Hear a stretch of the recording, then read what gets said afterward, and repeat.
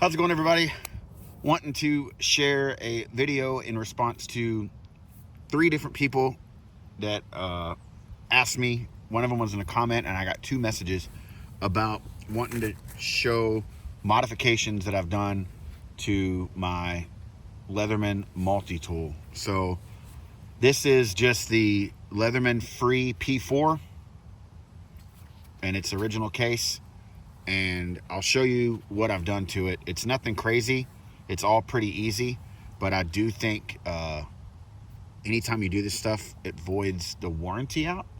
So I just want to be clear that this is something you're choosing to do, and I think you won't have a warranty anymore if you do it. So I haven't had a problem with it, but anyways, here we go. So standard case, and there's an extra bit in here, or an extra set of stuff in here that I'll go over first. So this is an old Leatherman bit kit. It has the flat bits in it, and all I've done is I took a piece of tape and a ferro rod, and I taped the ferro rod to the bit kit to where it gives me something to scrape with my awl. And then this pops out, and that's your extension that all these bits will go into. So the issue with this is the driver end is standard. You can actually put regular bits in there, and the flat bits will work because it goes on an angle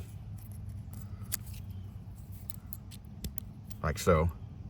A little bit of play, but they work. But the issue is having the Leatherman that's got the square end that allows you to use this bit kit. And the solution to that is coming up. So Leatherman Free P4, a little bit of glow tape in case I drop this or I set it down, I can see where it is. And this thing is by far my favorite. Before this, I owned the Leatherman OHT, and briefly I owned the Super Tool 300. Super Tool 300 was just incredible. All the tools on it were fantastic, but the weight of it was kind of obnoxious. And the Leatherman OHT was cool because I like the pliers and a couple of the other features, but I had no need for like the oxygen tank and no need for whatever the screwdriver or whatever was the tool for your rifles. I still have that. I keep it in my rifle bag, but this was the answer to my outdoors, everyday, bushcraft, whatever carry multi-tool. So we'll go around just the tool, and I'll show you what I've done and what I haven't done. The saw, left the saw alone, nothing done to it. Not mad at this saw. It's not the best, but there's definitely been worse. Next, we have our first modification. Just open these all up for you. So I took the can opener and I hand filed it down to be thinner, and I sharpened the mess out of this. And this works really well as kind of like somewhat of a gouge, somewhat of like a hook knife. It's not a concavity in it. I didn't scoop it out, but it's a razor. It's super sharp. So that's the first thing I did.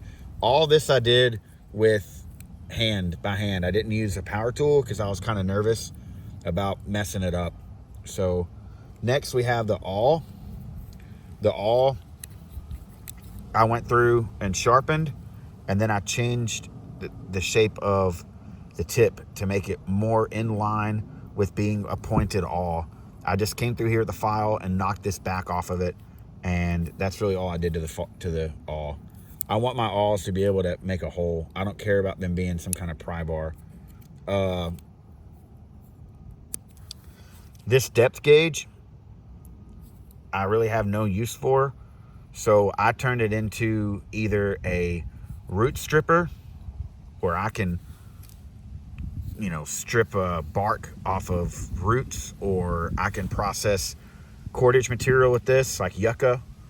You can do the same with the awl, just hold it down and strip it off. But this particular, I can use this as a gouge now, like a grooved gouge, because I sharpened it both here and flattened it on the back. And I took that, it's not the best job, but it allows me to put grooves in it. So if I'm like wanting to do some intricate carving and add some detail for, you know, just fun stuff, like the texture of a beard on a wood spirit face, I can do this with this. So I didn't really know what else to do. This was kind of the most useless tool in my opinion. And I didn't do anything to the file. This would be incredible if it was a full size. This little rinky-dink file and it being so short, I'm not a fan of it, but I love the dual side. So it's a compromise. Next is, I think, the serrated blade. I did nothing to it. That was that side, okay? On this side, we have the standard blade. It needs touched up. This has served me really well. This is actually a pretty surprising carving blade. And yeah, it's really nice. It's been one of my favorite blades on a Leatherman so far. Next to it is the pry bar or flathead.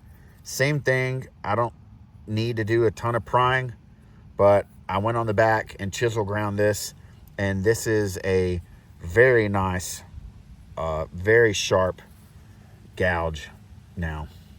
So I enjoy it. Works really well. Next to it is the key to using this bit. So when you first get this tool is completely, like, not squared off, but the edges are just chamfered enough and it's just thick enough that it won't work. But if you take a file and knock down these corners and chamfer it, you can now fit this on an angle like so that you can use that bit kit. So I'm trying to remember who I first saw do this. I really can't, but there's somebody out there on YouTube who did this that I learned from. Scissors, nothing to complain about here. They work great. I like them. So that's really all that I did. I didn't change anything on the pliers itself, and I just added the ability for, like, day-to-day task to use these bits, and then I changed up some of the tools by making them more friendly for woodworking. So hope you enjoyed it. That's the response to the modifications I did to my Leatherman from my previous video of what's in my day pack. And I'll put that in the description if you want to watch it. Thanks for watching. Get outside, enjoy the woods.